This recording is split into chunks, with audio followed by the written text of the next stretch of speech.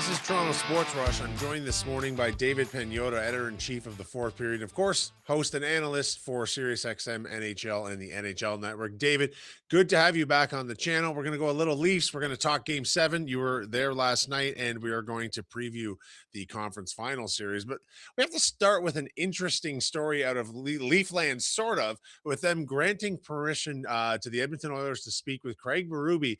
And I just find it interesting from the perspective of what do you think the Oilers saw in the tenure in Toronto that leads them to believe that this is a coach worth interviewing for their roster makeup?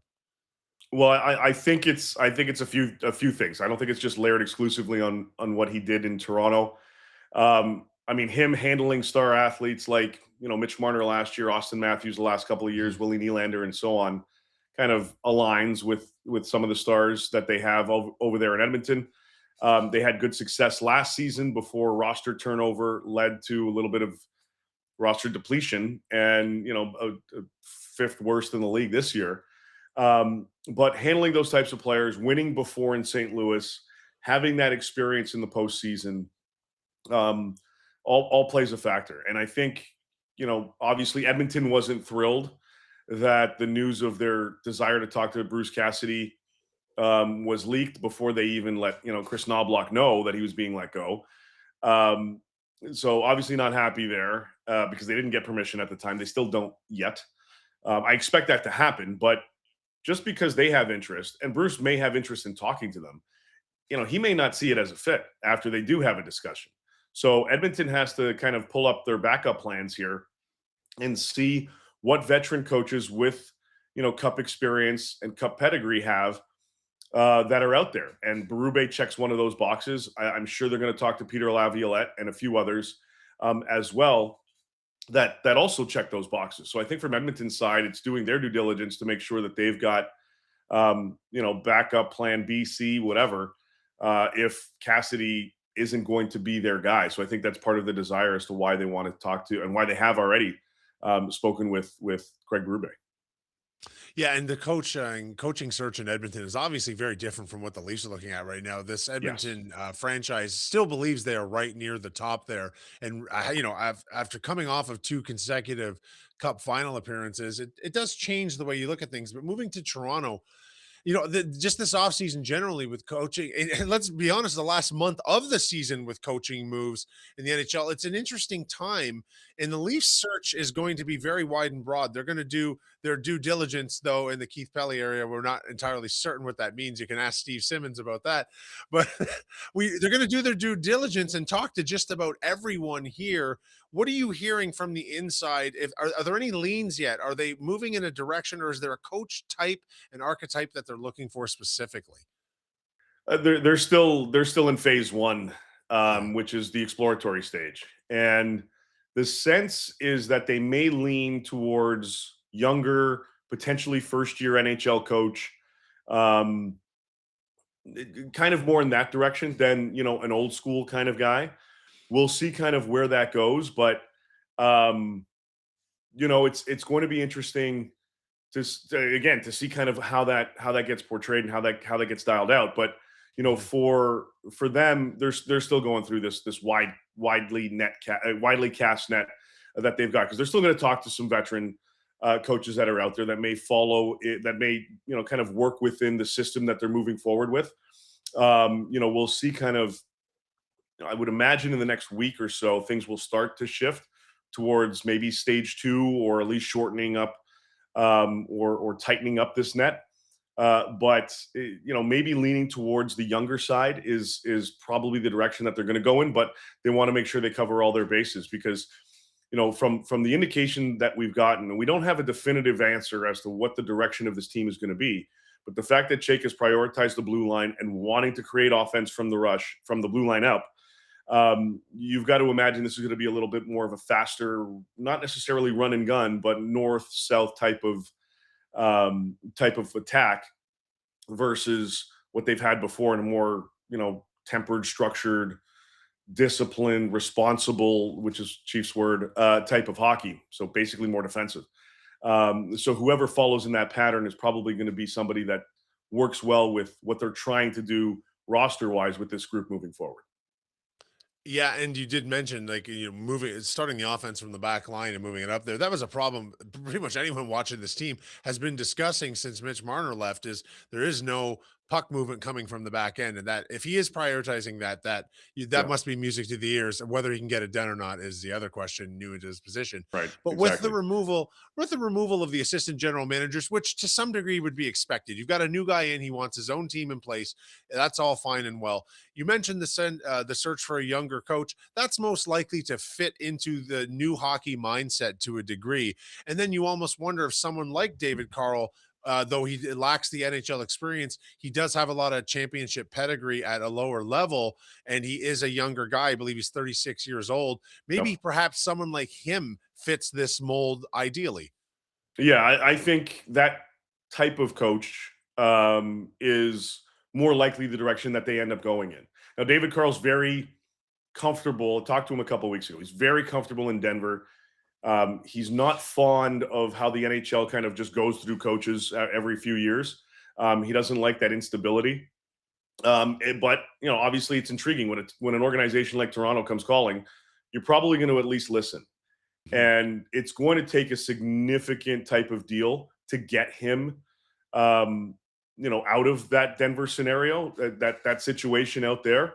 That along with Team USA for the World Juniors, so it's got to be you've got to do a lot of convincing to make that happen. A lot, and convincing means you're gonna have to compensate him quite handsomely. He's mentioned this in the past before. He needs life changing, life altering money in order for him to consider a change out of Denver right now. So, if not him, we'll see kind of where they go. Manny Malhotra's name is certainly out there. Jay Leach, Jay McKee, and others. Jay Woodcroft, a lot of Jays. Jay Woodcroft is, I think somebody that they're going to have a conversation with, or at least would like to. I don't know if they've been granted permission from Anaheim yet. He's an assistant out there, but I believe he's on their radar. So that's going to be somebody else who also has that experience with elite talent, like McDavid and Draisaitl in Edmonton. And some people thought that he got kind of the shaft, that they kind of knee jerk reacted to letting him go before bringing in Knobloch in Edmonton. But taking in that experience, learning from Joel Quenneville, I think a team like Toronto would certainly want to have that conversation with Woodcroft, and we'll see if it gets to that point. Okay, and so moving from the coaches to the roster itself, it's a little early to expect a lot of changes right now, but those will be coming soon. It's pretty clear there needs to be significant roster turnover to change the direction of this Leafs team, specifically on the back end. But how much of that changeover do you expect to happen this offseason, or is this, do you think, more of a 2 year process? No, I think there's going to be a decent amount of change this summer. And because keep in mind, if the mandate is still make the playoffs next year, well, clearly this roster is not good enough. There needs to be enough turnover to get them in that direction and then build off of that. And keep in mind, that's going to be part of the messaging that they relay to Austin Matthews when they do sit down and meet with him and his agent. This is we've had our conversations, but now we're going to map out everything. We're going to lay it all out. Here's our plan. Here's our timeline, and go from there. And then Austin will have to decide if that works for him. And then again, they'll go from there in that point. But every indication that at least Pelly has given the public, because when we've asked Chayka what that timeline is to getting back to contention, he's been very ambiguous with a specific time frame. You got to improve. There's this gap. Yada yada yada. Okay, we get it. But is the goal still to make the playoffs next year? I believe it is for now. And if you're competing for one of the three slots in the Atlantic, at least top three, that should be encouraging. And then you build off of that.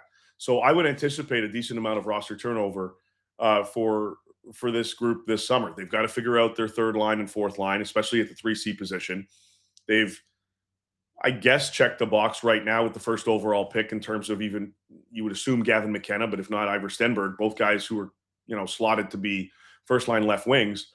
So you've filled a hole in your top six. Do you fill another one? How do you reshape this blue line? Who's out? What do you do with goaltending? There are a lot of questions that still need to be answered with this group, and as I mentioned, a lot of holes that need to be filled up. Yeah, and the goaltending question was actually brought to light just yesterday. Joseph Wall had a very rough start in the double Mm, IHF game. Although what can be taken away from that is, you know, I don't know how heavy that is, but I am yeah. curious on your thoughts on How do you think landing on the unlikely landing of this first overall pick has reshaped the offseason narrative for this team? Because it's not only from a personnel perspective. I can't see them trading the pick away unless they got just the most incredible haul. But Right. they take one of those two guys for sure. It's going to be one of those two guys at one or two. We probably know which way it's going. But how does it reshape the restructuring of this roster in the offseason? Because it was a bit of a great curveball to be thrown, but it is a bit of a curveball nonetheless. Yeah, it certainly was, and a good one, no question. But I don't think it alters their plan much. It just allows them to allocate their resources elsewhere versus Mhm. having to bring in a first line winger, for example. Presumably this person's going to play with Austin Matthews, assuming he stays, and either Willie Nylander or Matthew Nyes. So that's the combination for a good line. If you're putting Easton Cowan on the second with two of the others, you've got a decent top six now that you can work with, but you've got to form out the rest of the roster. I don't think it changes anything, quite frankly, other than okay, we've lucked into this player. It's also cost effective. We've got like 24 million in cap space or something along those lines. Let's allocate 2.5 to this player with respect to his ELC bonuses and all that. 20 plus to play with on the roster, not only from a free agent side of it, but also in bringing in other players with high dollars. We don't have to kind of shy away from that. So it certainly allows them to not worry about one particular position, but I don't think it changes the rest of their game plan. It just maybe speeds things up to a certain degree in terms of just roster construction. But I think they're going to look at other areas and now utilize the finances and their additional resources to fill holes, because it's not just going to come from free agency. They're going to have to make some moves via the trade market in order to bolster this team for next season and on. And finally, before we move on to the teams that are actually still playing, have you heard any early whispers of players who, in all likelihood, are leaving town? Well, there's a lot of talk surrounding Morgan Riley and what's going to happen there. Him and Brandon Carlo, wouldn't be surprised if we start hearing their names pop up next month in kind of the trade market. They have a decision to make on Matthias Michelli. He's an RFA. They have to decide Mhm. whether or not they want to qualify him. It wouldn't surprise me if they lean in the direction of not qualifying him, but we'll see kind of where that goes. But those are the three guys that I'm kind of looking at right now. And then yeah, goaltending, they got to figure it out. Hildeby can't be sent down without waivers. So you got him, Wall, and Stolars. You send Hildeby down, he's probably going to get plucked. So they've got to figure out what they want to do there in net. And then the other three guys I mentioned, I wouldn't be surprised if we start hearing, their names popping up. David, you got home from Buffalo just a few short hours ago. Talk about what the atmosphere was like in that Hmm. city and in that building for Game 7 last night. And of course, the first overtime game of the series that saw Montreal moving on to the Eastern Conference Finals. It was electric. That whole series, I only missed game two. I did the rest of them, but that whole series was just pandemonium from a fan base Yeah. alone, let alone what we Either saw. building. Yeah. What we saw on the ice was nuts. What we saw off the ice, outside the building, inside the building, also nuts. Yeah, the atmosphere was great. And it was great to see, the Buffalo fan base getting rewarded to a degree with the performance of their Sabres team. And Mhm. there's a lot to look forward to with this group. You've got some playoff experience now under your belt. You've made it to game 7 of round 2. There's a lot to look forward to. They got some changes potentially that they're going to have to make, or at least questions. Lindy Ruff's, is he coming back? Is he not? Alex Tuck is a free agent. Can you sign him? How are you going to fill other holes? What other moves you're going to make? But Yarmo Kekalainen and their GM, no question, is going to build off of this. It's a very, very young team, very talented group. We saw some guys start to come out a little bit at the NHL level. Benson really exploiting his talents. Josh Doan having a heck of a playoff. So and others. So this is going to be a promising team moving forward, and a pain in the rest of the Atlantic for a while. But it was great to see that atmosphere and life back in Buffalo, and it's great for the league. It's great for the city, and those fans deserve it. Yeah, it seems as though these two teams are likely to run into each other over the next couple of Oh years yeah. in a similar scenario. And you can't really say enough about the job that Jakub Dobish did as yet another young Montreal Canadiens goaltender showing a significant performance in the playoffs. This is just something that happens with this franchise from Patrick Waugh down the line. A young goalie comes in, centers themselves, whether expectedly or not, and becomes the star of the show. He was lights out again last night. No, tremendous. Absolutely tremendous. 6-0 after a loss. His stat line is fantastic in those scenarios. He's got a level of confidence that you may look at it if you don't understand the game and you don't understand goalies as cockiness and arrogance, but you want that from your netminder. Yeah. And he's going out there going, "Ah, thanks for chaining my name. It kind of helped me. I like being the villain in shutting things down, in another team's building."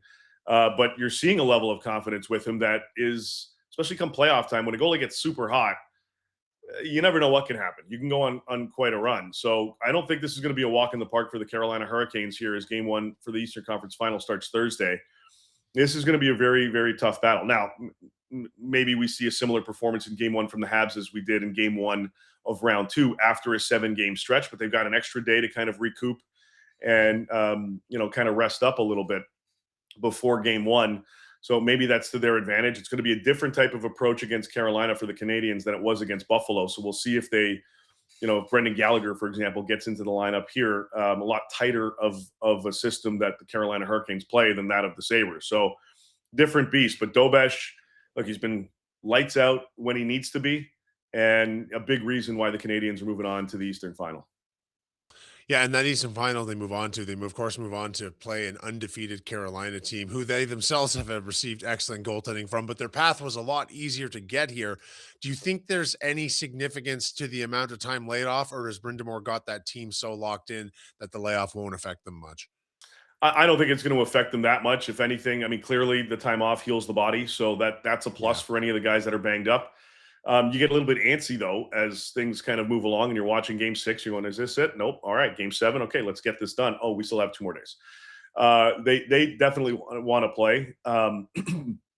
There's an eagerness certainly to that, but yeah, I think Roddy's got this team kind of dialed in and ready to go. A little more time to scout this team, both of these teams, a little more time now to kind of zero in on the Canadians and what they need to do. See where perhaps some deficiencies or holes are in their game plan that they could take advantage of. If they can bog down Montreal's, top six, that's great. But we've seen their third line and even their fourth line at times contribute for the Habs. So it's a wellly run deep team that Carolina is going to have to worry about. Certainly a better team than the Sens and the Flyers. But look, Carolina's no joke. There's a reason why they played so well this season. This is going to be a tough task. And, honestly, I think this is another 6, maybe 7-game series that we see out there in the East. This is going to be a barn burner for sure. And probably some tightly contested defensive games as well, too. It's Oh, yeah. very interesting from the Canadians' perspective here, and adjusting from the Lightning style to the Sabre style, and now to Carolina. They're three. I guess maybe Carolina is sort of the best of all the worlds there, but this is a very different challenge for them, for a young team that's already exceeded expectation and is ahead of schedule from a development point of view. Yeah, but you're riding a confidence now. So, yes, Yeah. this is going to be a different beast. And yes, this is going to be a team that stylistically you haven't faced before. But, how are you going to combat that? Well, Freddie Anderson hasn't been or wasn't contested very much in the first 2 rounds of these playoffs. Part of the game plan I have to imagine for the Canadians is making life difficult for the goaltender, making life tough Mhm. for Freddie Anderson in that crease. Not saying run him. I'm saying get in his grill and make him kind of second guess, have him peer out, get in his face,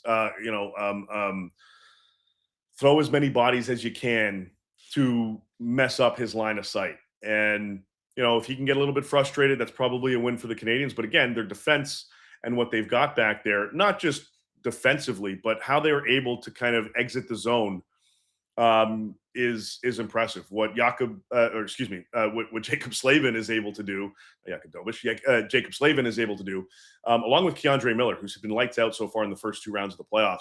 They've got some good transitional pieces out there to exit the zone and create offense, kind of on the rush.